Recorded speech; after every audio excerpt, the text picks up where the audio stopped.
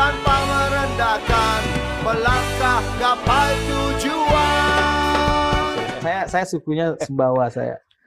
Jadi saya tinggal di pesisir dan rata-rata kami tinggal di pesisir. Orang pesisir itu suaranya harus lebih keras daripada suara ombak agar terdengar dan didengar. Nah, untuk mengamplifikasi lebih tinggi lagi tentu saya harus naik tempat yang lebih tinggi, yaitu DPR. Untuk itu saya di DPR. Nah, kenapa merasa terserang? Kenapa merasa terserang?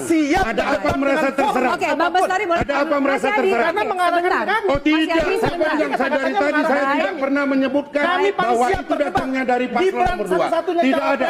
Anda yang pertama menyebutkan ada paslon nomor 1 di situ. Kita siaran langsung loh di sini ya. Itu saja. Itu saja. Sekarang saya tanya, tadi sudah disebutkan, sudah jelas disebutkan. Tidak ada, hanya ada penyampaian visi misi. Baik, biar kita klarifikasi bahwa memang itu. Sekarang saya tanya Ya, saya juga heran kenapa. Ada nggak debat cawapres? Kenapa mesti keberatan dengan apa yang saya sampaikan padahal kita Saya tanyakan, ada nggak debat cawapres putusan KPU? Kenapa? Ada nggak debat cawapres putusan KPU? Siapa bilang? Ada nggak? Pertanyaan ada. Saya. Oke, selesai ada. Ya sudah. Kalau dilihat ya Pak Suryo ini jauh lebih beringas dari Pak Prabowo. Lebih cocok jadi calon presiden dibandingkan Pak Prabowo sebenarnya kalau membantah Pak Anies begitu ya. Ada itu. Hentikan framing-framing yang mengatakan bahwa Gibran takut debat, Gibran siap berdebat. Iya. Jadi kalau Bang Jazilul mengatakan bahwa mengkritik tadi tentang visi kami 2045, jangan salah. Bang Jazilul adalah pimpinan MPR RI, pejabat negara.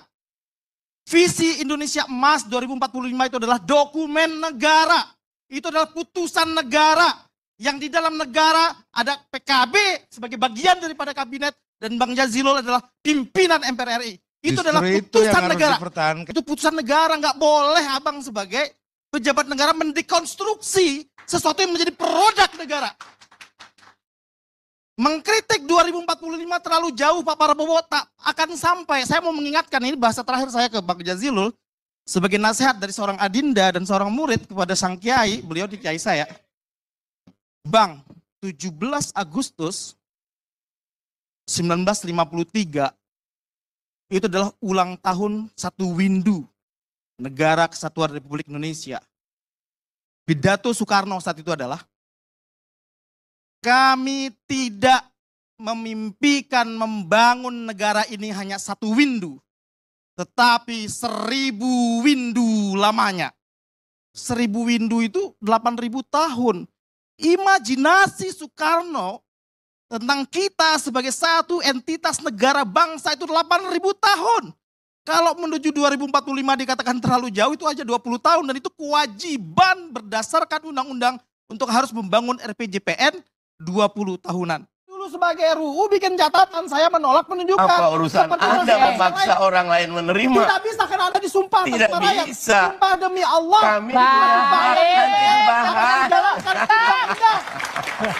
Anda wajib menjalankan undang-undang. Menolak pelaksanaan undang-undang IKN adalah pembangkangan terhadap hukum nasional. Itu pun juga bisa.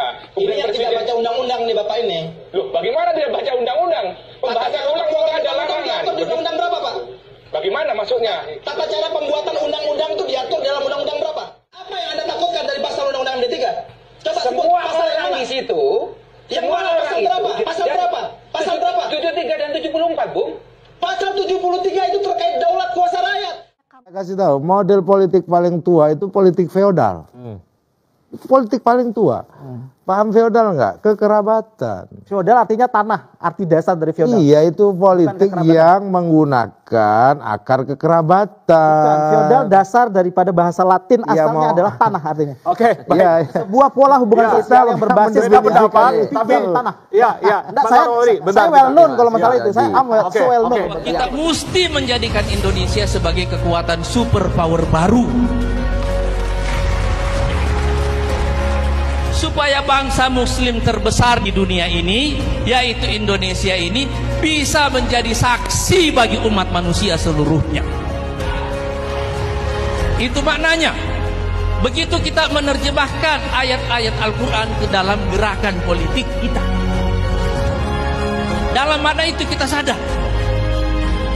Kita tidak hanya menceramahkan ayat Quran di mimbar-mimbar masjid, tapi sudah waktunya ayat-ayat ini, hadis-hadis ini semuanya kita rubah menjadi cara berpikir, kita rubah menjadi sistem politik dan ekonomi, dan kita jadikan sebagai kebijakan.